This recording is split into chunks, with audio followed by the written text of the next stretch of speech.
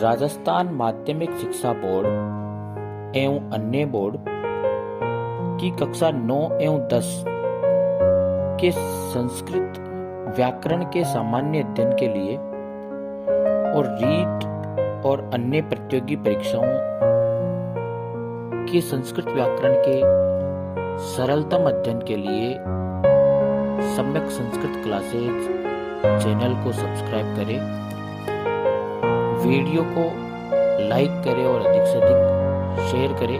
नमस्कार bell icon पर प्यारे विद्यार्थियों, सम्यक संस्कृत क्लासेज में आपका स्वागत है। पिछले वीडियो में हमने व्यंजन संधि के अंतर्गत स्तुतु और ष्टुतु संधियां देखी थी। आज हम पढ़ने वाले हैं जसत्तु संधि। जिस तरह से स्तुतु संधि में स्तु हुआ था, ष्टुतु संधि में ष्टु हुआ था, मतलब शकार और ट वर्ग हुआ था। दोनों ही संधियों में स दंते सकार स सड़क वाला और त थ द ध न यानी त वर्ग को हमने स्तुतु संधि में च वर्ग में बदला था और ष्टुतु संधि के अंतर्गत हमने उसको ट वर्ग में बदला था। आज हम पढ़ने वाले हैं जसत्तु संधि। जसत्तु संधि पढ़ने के लिए सबसे पहले जस किसे कहते हैं, क्योंकि इस संधि में जस ही हो जाता है, तो जस किसे कहते हैं ये हमारा जानना सबसे बड़ा महत्वपूर्ण है। तो जस के अंतर्गत 5 वर्ण आते हैं और प्रत्येक वर्ग का तीसरा तीसरा जो वर्ण होता है, प्रत्येक वर्ग का यानी संस्कृत व्याकरण के अनुसार या हिंदी व्याकरण के अनुसार 5 वर्ग होते हैं। उसमें क वर्ग का तीसरा अक्षर होता है ग, क ख ग। इसी तरह से च वर्ग का तीसरा होता है च छ ज, ट वर्ग का तीसरा ट ठ ड, प वर्ग का तीसरा प फ ब और त वर्ग का तीसरा अक्षर होता है त। इस तरह से इस संधि में तीसरे वर्ण के रूप में बदल दिया जाता है। किसको बदलते हैं ये हम अभी पढ़ने वाले हैं। प्यारे विद्यार्थियों, जसत्तु संधि के संबंध में 2 प्रकार की परिस्थितियां होती हैं। परिस्थिति होगी जिसमें इस तरफ पदांत वाला यानी पद के अंत वाला वर्ग का किसी भी वर्ग का पहला, दूसरा, तीसरा या चौथा वर्ण होगा, या तीनों स में से कोई सा भी एक स हो सकता है या है हो सकता है। हालांकि इस संधि के अधिकांश जो उदाहरण प्रचलन में हैं उनमें इस तरफ हमें वर्ग का पहला वर्ण मिलता है और सामने किसी भी प्रकार का स्वर मिलता है। अधिकांश उदाहरण ऐसे मिलते हैं जिनमें इस तरफ हमें वर्ग का पहला वर्ण मिलता है, इस तरफ बाद वाला वर्ण हमें स्वर मिलता है और हम यहाँ पर पहले वाले वर्ण को तीसरा वर्ण यानी उसी लाइन का, उसी पंक्ति का, उसी वर्ग का तीसरे वर्ण में हम बदल देते हैं। मतलब जसत्तु संधि की पहली परिस्थिति है, पहला नियम है कि इस तरफ हमें पद का अंत वाला 5 जो वर्ग है वर्णमाला में कु चू टू तू पू का वर्ग का पहला, दूसरा, तीसरा या चौथा यानी किसी भी वर्ग का पहला, दूसरा, तीसरा या चौथा वर्ण मिलेगा और तीनों स में से कोई सा भी एक स मिल जाए या है मिल जाए और सामने किसी भी वर्ण का होना आवश्यक नहीं है। यानी किसी भी प्रकार का अगर वर्ण हो और ये सब पदांत हो यानी पद के अंत वाले हो, तो ऐसी स्थिति में इन सबको अपने अपने वर्ग के तीसरे वर्ण में बदल दिया जाता है। और दूसरी परिस्थिति में के अनुसार इस तरफ पद के मध्य का भी हो सकता है, पद के मध्य वाले को भी वर्ग के पहले, दूसरे या तीसरे या चौथे वर्ण को या स श श है को अपने अपने वर्ग के तीसरे वर्ण में बदल दिया जाता है ना। पदांत होना आवश्यक नहीं है दूसरी परिस्थिति में पदांत का नियम नहीं है। इस तरफ अगर पहला, दूसरा, तीसरा, चौथा वर्ण और स श श है होगा तो भी हम तीसरे वर्ण में बदल देंगे। कब बदलेंगे? जब सामने किसी भी वर्ग का तीसरा, चौथा वर्ण होगा। जब 2 परिस्थितियां हैं जसत्तु संधि की। पहली परिस्थिति है अगर पदांत वर्ग का पहला, दूसरा, तीसरा, चौथा वर्ण या तीनों स में से कोई भी एक होगा या है होगा, उसके सामने किसी भी प्रकार का वर्ण हो सकता है, चाहे स्वर हो सकता है, चाहे वर्ग का तीसरा, चौथा वर्ण हो सकता है, तो हम इन सभी वर्णों को अपने अपने वर्ग के तीसरे वर्ण में बदल देंगे। हालांकि इस तरह के अधिकांश जो उदाहरण प्रचलन में हैं उनमें इस तरफ वर्ग का पहला वर्ण मिलता है और सामने स्वर मिलता है। ऐसी स्थिति में हम इस पहले वर्ण को तीसरे वर्ण में, इसी की पंक्ति का तीसरे वर्ण में बदल देते हैं। और तो लेकिन ये नियम नहीं है।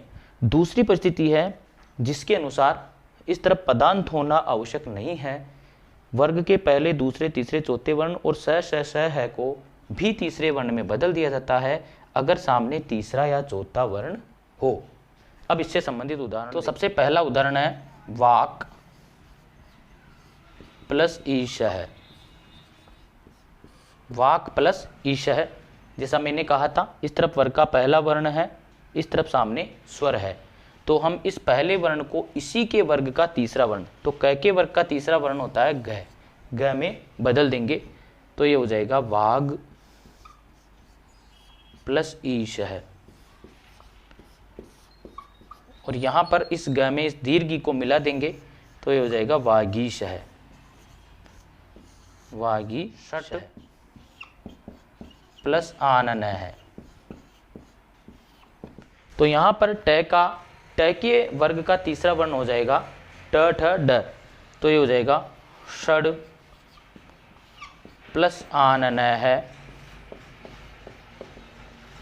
बराबर षडानन है,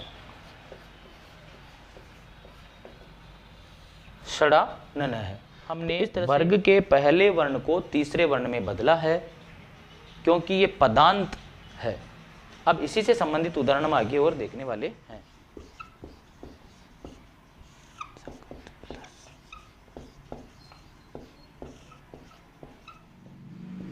सुप प्लस अंत है, अच प्लस अंत है, अच प्लस अंत है, सत प्लस आचार्य है। अब इन उदाहरणों में अगर हम देखेंगे तो इस तरफ प्रत्येक जगह वर्ग का पहला वर्ण है।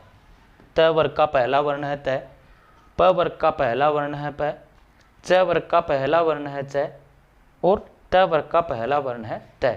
सामने प्रत्येक उदाहरण में स्वर है।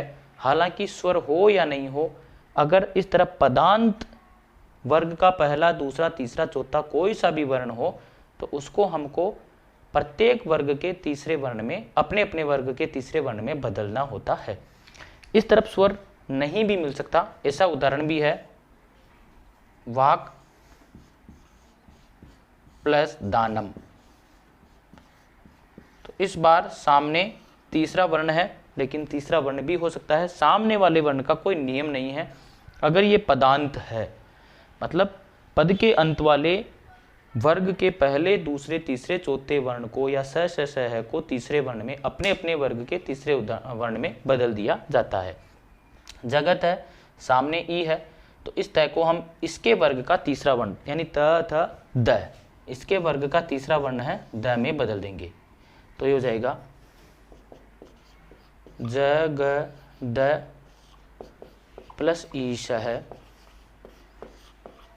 और इसका बन जाएगा जगदीश है, जगदीश है। इसी तरह से इस प को इसका तीसरा वर्ण, इसके वर्ग का तीसरा वर्ण होता है ब, तो उसमें बदल देंगे। सुप प्लस अंत है का हो जाएगा शुभ अंत है, तो यहां हो जाएगा सुबंत है, सुबंत है। इसी तरह से अच प्लस अंत है, तो यहां हो जाएगा च के स्थान पर च के वर्ग का तीसरा वर्ण होता है ज, तो इसको बदल देंगे हम अजंत है।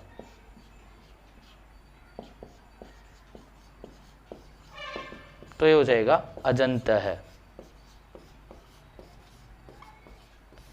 इसी तरह से सत प्लस आचार्य है, तय के वर्ग का तीसरा वर्ण होता है द, तो यहां हो जाएगा सद प्लस आचार्य है बराबर सदाचार्य है।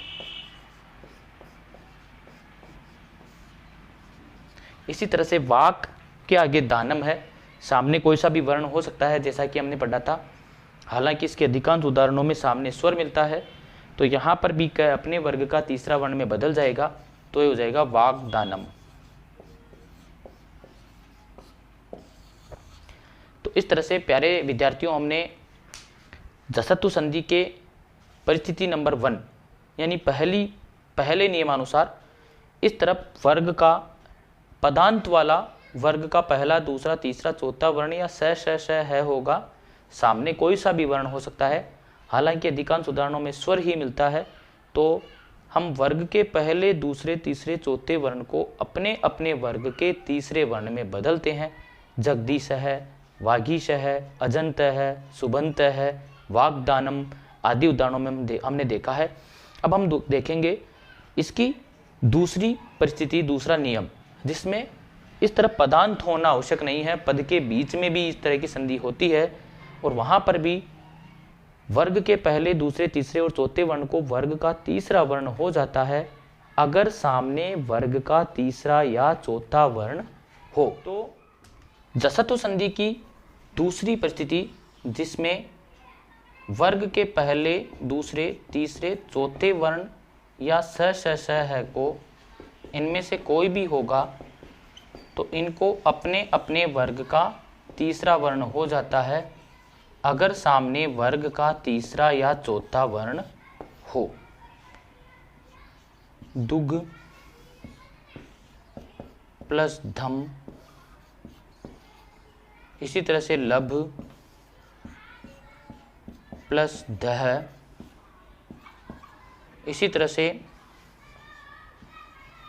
युद्ध प्लस दह।